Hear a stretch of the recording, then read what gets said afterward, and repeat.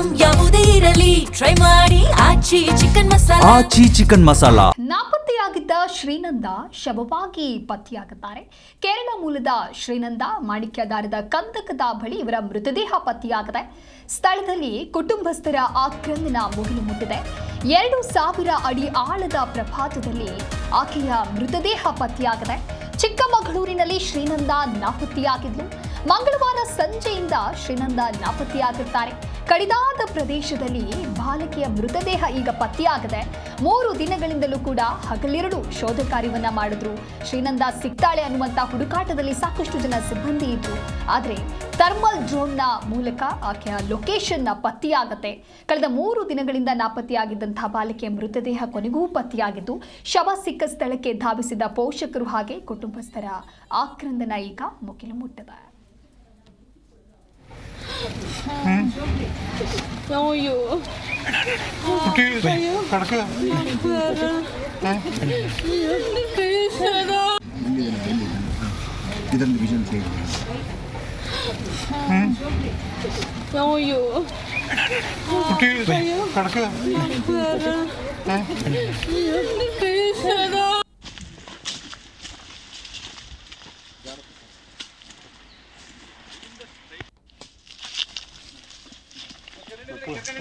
आपको थोड़ा डाउट है क्या? मतलब कैसा डाउट? मतलब कोई कुछ किया है ऐसा? ഡൗട്ട് എന്താ വെച്ചാൽ അതായത് വേറെ ആരെങ്കിലും ചെയ്ത് അങ്ങനെ കൊടുത്തിട്ടതാണോ അങ്ങനെയുള്ള ഒരു ഡൗട്ടുണ്ട്. സൂസൈഡ് ലൈക്ക് സൂസൈഡ് ചെയ്യാനുള്ളൊരു ಇಲ್ಲ. ಈಗ ಹೋಗ್ತಾ ಇದ್ದೀನಿ ಮೇಲೆ.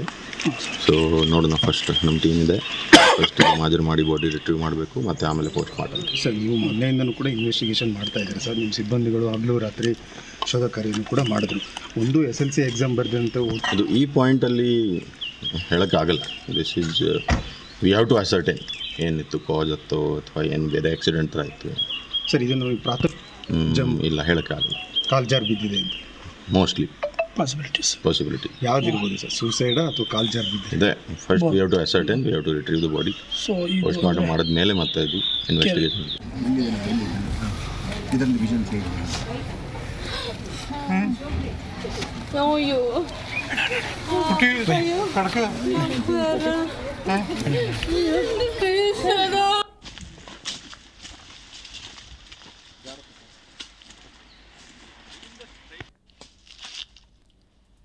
ಇನ್ನು ಶವ ಸಿಕ್ಕ ಸ್ಥಳಕ್ಕೆ ಪೋಷಕರು ಹಾಗೆ ಕುಟುಂಬಸ್ಥರು ಧಾವಿಸಿದ್ದಾರೆ. ಬಾಲಕಿಗಾಗಿ ಕಳೆದ 3 ದಿನಗಳಿಂದ ಶೋಧನಾ ಸಿಬ್ಬಂದಿಯೊಂದಿಗೆ ಪೋಷಕರು ಕೂಡ ನಿರಂತರವಾಗಿ ಹುಡುಕಾಟವನ್ನು ನಡೆಸಿದ್ರು.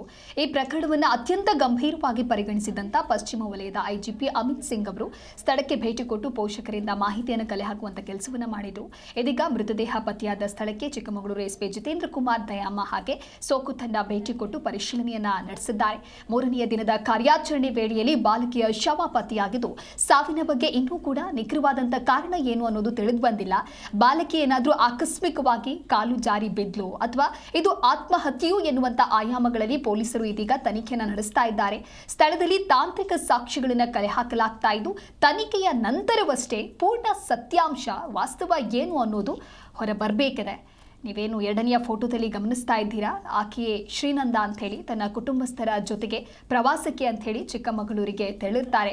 ಇನ್ನು ಚಿಕ್ಕಮಗಳೂರು ಅಂತ ಹೇಳಿದ್ರೆ ಈಗ ಅದರಲ್ಲೂ ಕೂಡ ಶಾಲಾ ಕಾಲೇಜು ಮಕ್ಕಳಿಗೆ ರಜೆ ಇರುವಂಥ ಹಿನ್ನೆಲೆಯಲ್ಲಿ ಸಾಕಷ್ಟು ಜನ ಪ್ರವಾಸಕ್ಕೆ ಅಂಥೇಳಿ ಹೋಗ್ತಾರೆ. ಪ್ರವಾಸಕ್ಕೆ ಹೋದಂಥ ಸಂದರ್ಭದಲ್ಲಿ ಶ್ರೀನಂದ ನಾಪತ್ತೆಯಾಗಿರ್ತಾಳೆ. ಆದರೆ ಈಗ ಶವವಾಗಿ ಪತ್ತೆಯಾಗಿದ್ದಾರೆ.